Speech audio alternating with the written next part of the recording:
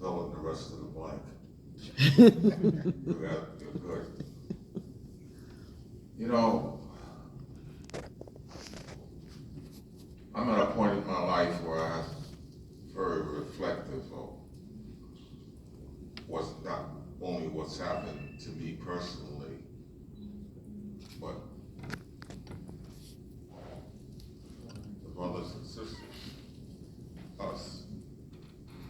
Juneteenth makes me think about our ancestors. And to some extent, I've come to believe, as it's not just me, it's just me coming to think about life. And I sometimes believe that there's certain aspects of life that are of mystery. And within the mystery,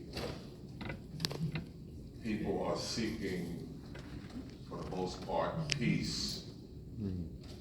Now, I'm saying this in tribute to Dr. Myers, because Dr. Myers was, as I look back on his life, you know, I only knew him for a short time, several years, but I realized how important work he was doing to make Juneteenth a national holiday.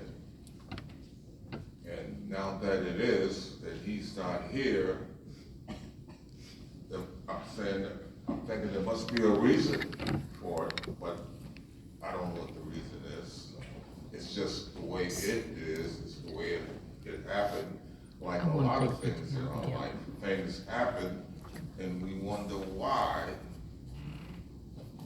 even to a certain extent, you know, why did our ancestors, why were they taken by force from their homeland and brought here, exploited, made this country what it is? It's been tough going, but I sometimes think we have to take some time out. All right, I think that our people can bring about some stability in our country in terms of violence. I happen to know something about crime and violence because I worked as a community activist when I lived in Boston for 35 plus years.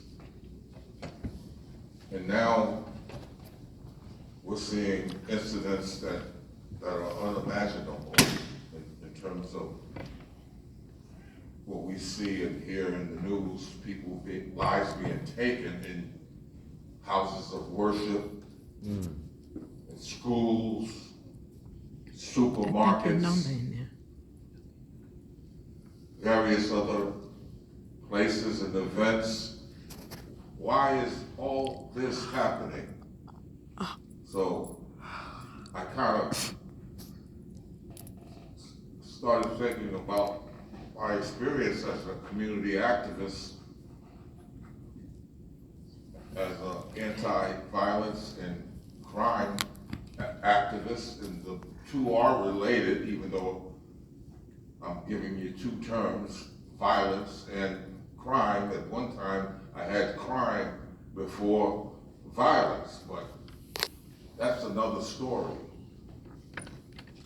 The thing is that I want to say about the violence in our country and the crime, well, particularly the violence, okay? I'll move the crime to the side and say the violence that I just mentioned, and there's more types of violence. And I've come to believe that, you know, when we hear about systemic racism, for the most part, we think it's applied to our people, our ancestors, our relatives, us, and how it has affected the way we live. And so I feel that this country, you know, with the systemic racism, I told some people this year in June doing a Juneteenth celebration in the state capital in Connecticut where I live, the city of Hartford. There were a number of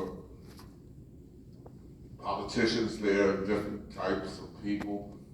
And I said to them, Senator Richard Blumenthal, one of our senators from Connecticut, I said, you know, this country has a systemic, historical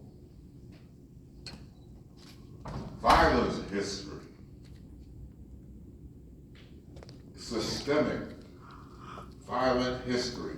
So I put those words together, and I'm sure it has something to do with people talking about systemic racism. So where does this systemic violence history come from? It goes back to our ancestors being taken over here violently and used and exploited. And in the years afterwards,